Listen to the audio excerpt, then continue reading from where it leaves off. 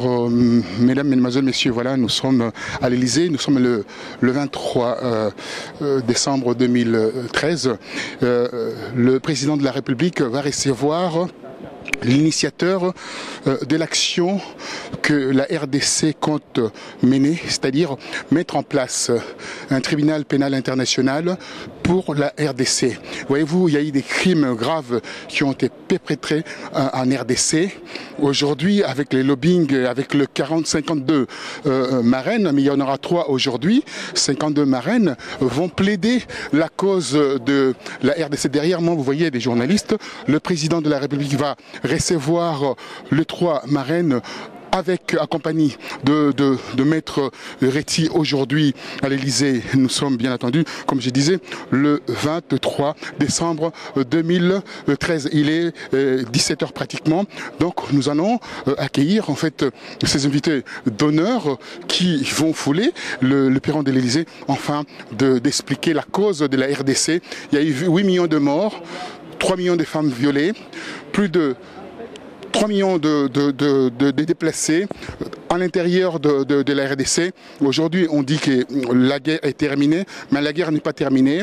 Le Nalou, Adef Nalou, sévissent encore dans le Béni, dans l'Ituri.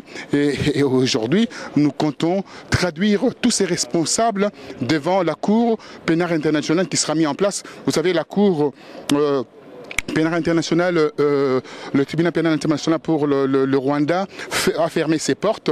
Avec l'expertise de ce tribunal, la RDC peut récupérer en fait cette matière afin que ces responsables des crimes soient jugés. Voilà, merci.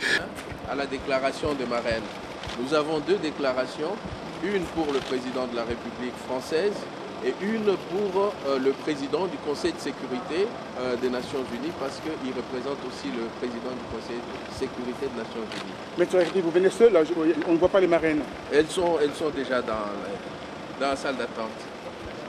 D'accord, très bien. Hein? On va demander un tribunal pénal international pour la RDC. Et surtout parce qu'il y a quand même 6 millions de morts et plus de 700 000 femmes qui ont été violées au Congo. Maître Réti, est-ce que vous allez utiliser... Nous attendons du président de la République et du président du Conseil de sécurité des Nations Unies qu'ils inscrivent à l'ordre du jour des Nations Unies ces doléances. Donc la création d'un tribunal pénal international pour la RDC, en succession du tribunal pénal international pour le Rwanda et pour l'ex-Yougoslavie. Est-ce que vous allez utiliser l'expertise du TPI-R pour la RDC? Sûrement que les erreurs du passé devront être corrigées par les nouveaux tribunaux. C'est normal, il faut que ça évolue. Très bien, alors, vous en aurez pour combien de temps? On ne sait pas, ça dépendra du président. Merci. Merci. Bien. Hein?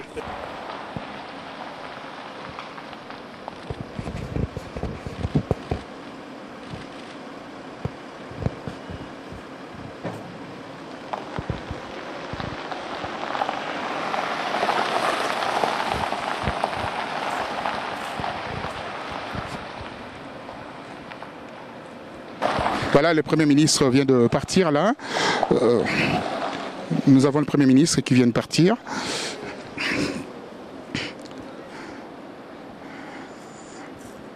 Alors, Maître Réti est toujours à l'intérieur. Maintenant, ça fait plus d'une demi-heure qu'il est en entretien avec le président de la République. Les ministres sont en train de sortir de l'Élysée.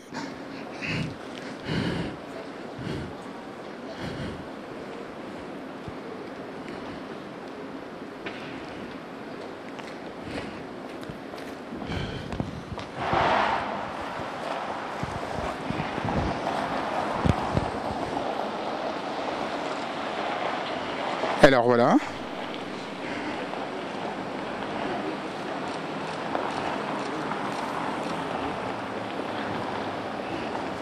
Il y a les balais de véhicules officiels qui récupère les ministres qui sortent du Conseil des ministres pour bien sûr partir quelques jours en vacances de Noël et bonne année.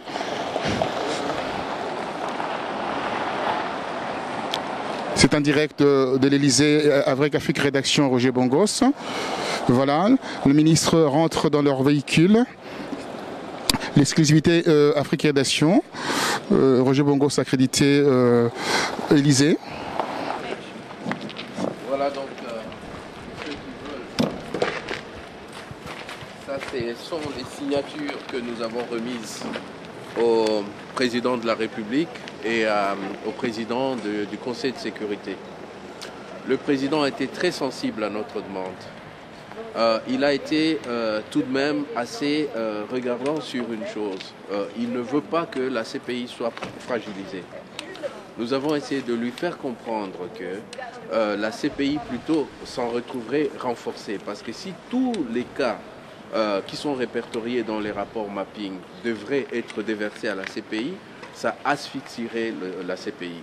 Nous avons aussi fait comprendre au président de la République qu'une bonne partie, d'ailleurs, des éléments retenus dans le rapport mapping échappent à la compétence temporaire de la CPI.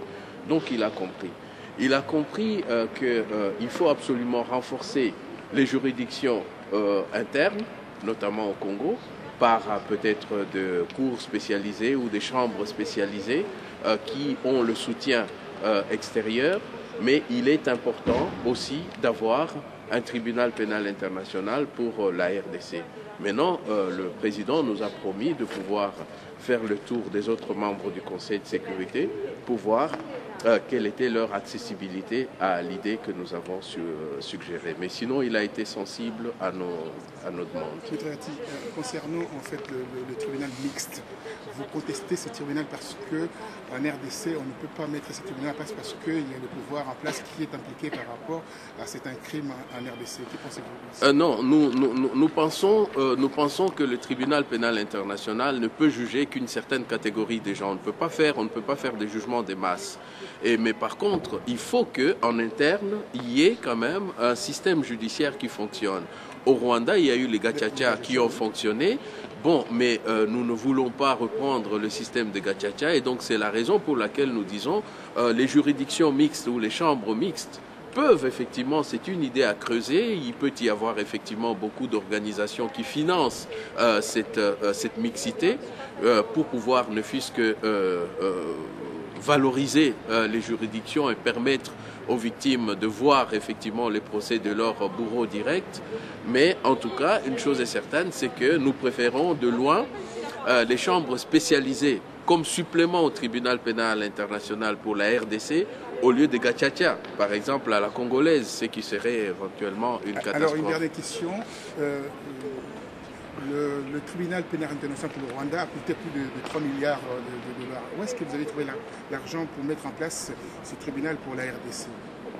Si vous posez la question aux victimes, les victimes vous diront, écoutez, est-ce que moi j'ai demandé moi à être violé chez moi? Est-ce que j'ai demandé à être massacré chez moi? Est-ce que j'ai demandé ça?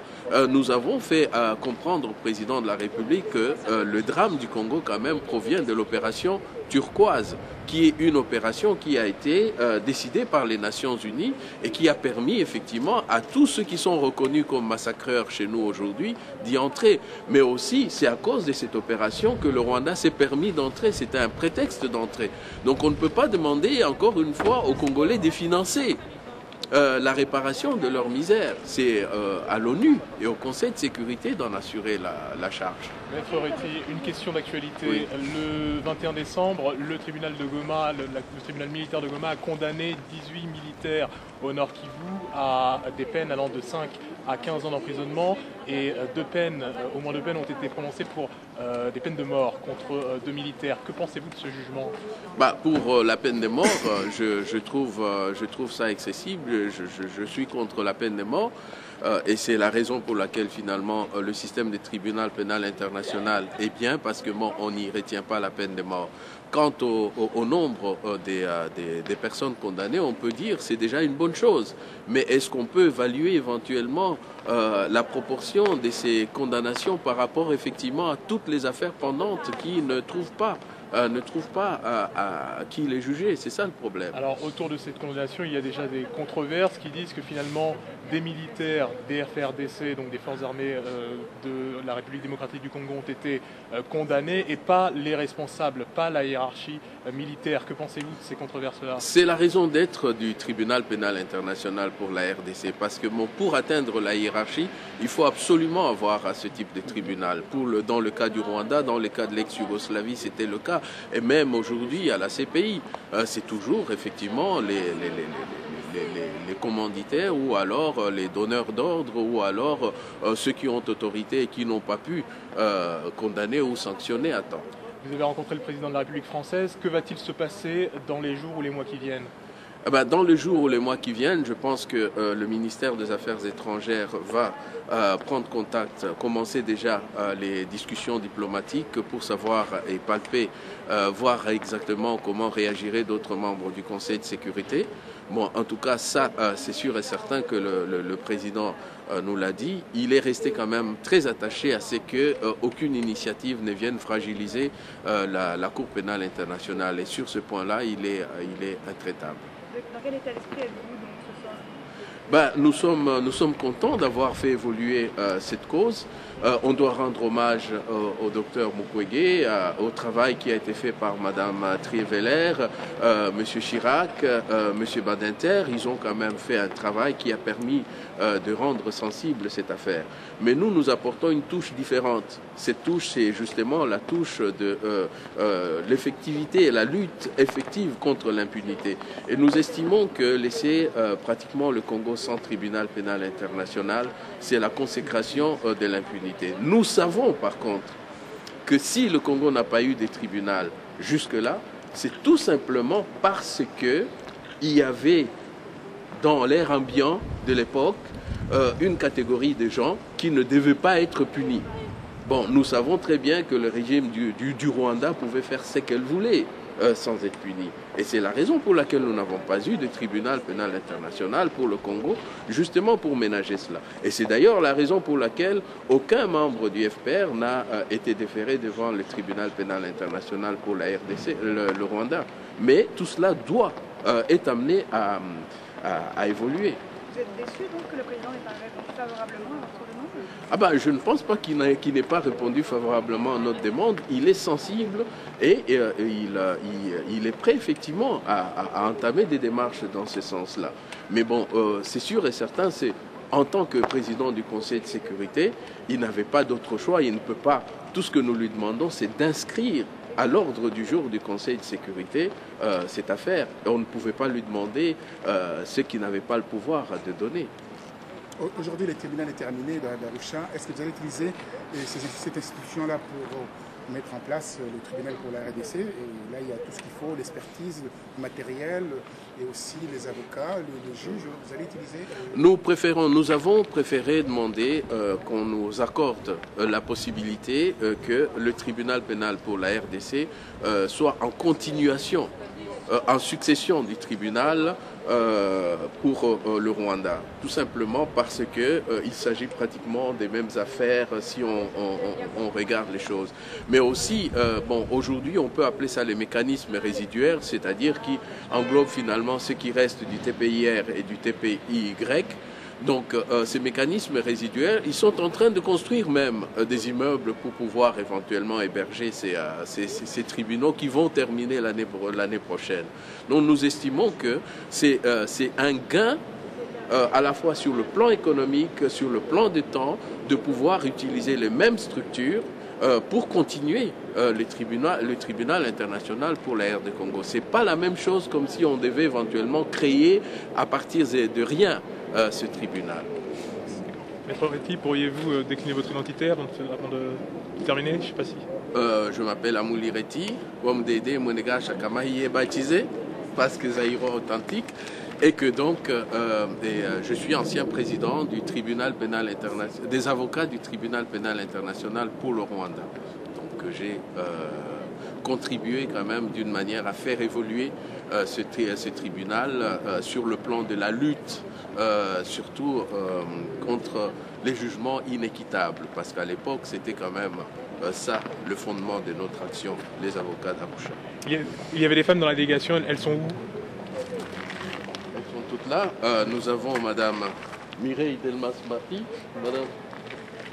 Madame, vous voyez, Madame Mireille Delmas-Marty, qui est quand même titulaire de chaire d'études juridiques internationales au Collège de France et qui est quand même l'une des personnes ayant autorité sur les notions essentielles comme le crime contre l'humanité, les génocides et le tribunal pénal. Elle a été de grands apports pour démontrer au président que le tribunal pénal international pour la RDC, loin de fragiliser la CPI, pourrait éventuellement le conforter.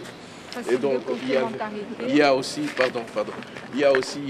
Madame Marie-Odile Bertella, je crois, qui est vice-présidente du tribunal de grande instance de Paris, mais qui milite fondamentalement pour un tribunal international et européen pour l'environnement et la santé. Et Madame André Michel, qui est la matriarche des féministes françaises. Elle a pratiquement travaillé avec Simone de Beauvoir, Simone Veil, Gisèle Halimi et tout le reste. Elle a formé beaucoup de jeunes gardes féministes actuelles. Et donc, elle nous a dit, écoutez, moi, j'ai raccroché mes crampons, mais j'estime que pour le cas de ces femmes du Congo, je peux encore remettre mes crampons et nous lui en sommes tout à fait reconnaissants. Merci. Donc, vous pouvez... Madame Mireille Delmas-Marty avait une réponse, je crois, à votre question. C'est quoi la question? Non, vous aviez commencé à dire quelque chose tout à l'heure, mais vous avez été interrompu. Oui, je voulais dire qu'il ne s'agit pas du tout de décrédibiliser la Cour pénale internationale, mais au contraire, de la mettre en valeur, de la renforcer en créant une sorte de complémentarité qui est inscrite dans son statut. La Cour pénale internationale, elle ne peut pas juger tout ce qui se commet partout dans le monde. La masse de crimes qui ont été commis en République du Congo, c'est énorme.